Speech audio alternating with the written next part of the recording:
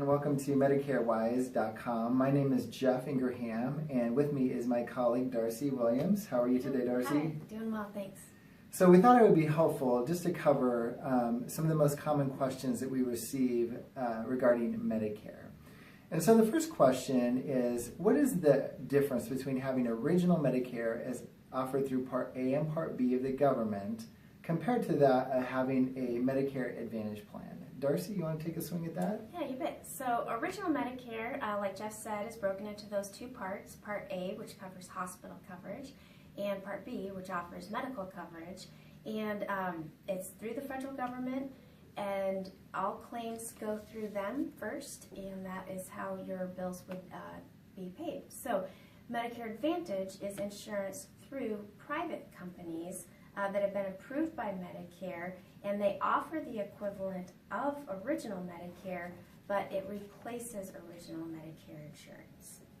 Great. Yeah, so oftentimes people then want to know, well, which Medicare insurance is best for me?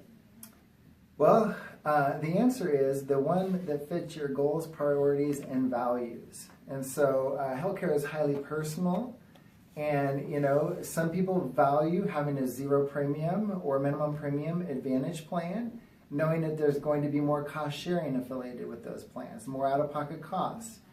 Versus, some people prefer to have the traditional Medicare benefits offered through the government in conjunction with a Medicare supplemental plan. So it just depends. There's no right or wrong answer on that. It just comes down to what's important to you.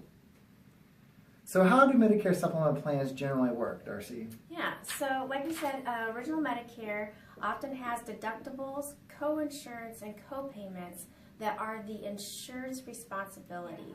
So oftentimes people will purchase these separate plans called Medicare supplements or Medigap plans to help cover those particular deductibles and co-insurance amounts, either in full or in different pieces, depending on which plan is purchased. Good. So, are Medicare GAPs plans standardized, and do they have a network? Yeah, good question. So a lot of people want to know that because obviously there's a huge amount of, a lot of companies out there that offer plans. So the answer is Medicare supplemental plans have been standardized for, I believe, 23, 24 years, a long time now. And so what this means is that every company must offer the exact same coverage based on plan letter. In other words, Plan G is the exact same coverage, right down to the penny, regardless of what company offers it. The only difference will be in the premiums.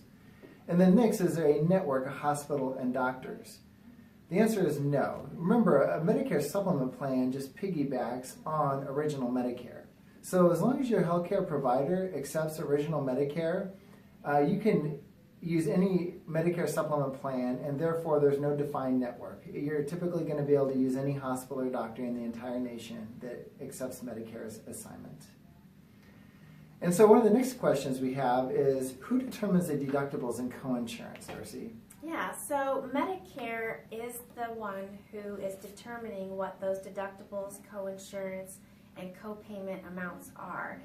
They typically release those amounts every fall for the upcoming year because they do change. So it's good to be aware of that as well. For sure, for sure. Yeah. So what enrollment periods do individuals need to be aware of? Well, the first enrollment period is your initial enrollment period when you're starting Medicare for the very first time, which is usually the first of the month and the month you turn 65. And so the initial enrollment period, you have 3 months before, the month of, and then the 3 months after you turn 65 to sign up for your different Medicare plans. The second enrollment period that is important to know is the annual election period. And so what can you do at this point in time is, number one, you can switch your drug plans. You can move from one drug plan company to another. The second thing you can do is you can, during this annual election period, is you can switch up your Medicare Advantage plans. You can move from one Medicare Advantage plan to another. And then the third thing you can do is you can move from original Medicare, Part A and Part B, over to a Medicare Advantage plan or back to original Medicare. And so a lot of details surrounding your enrollment periods, and we're happy to dialogue with you about which one you're in and how to, what timelines you're against. Just give us a call, and we can have those conversations with you, and we will look forward to communicating with you shortly. Thanks.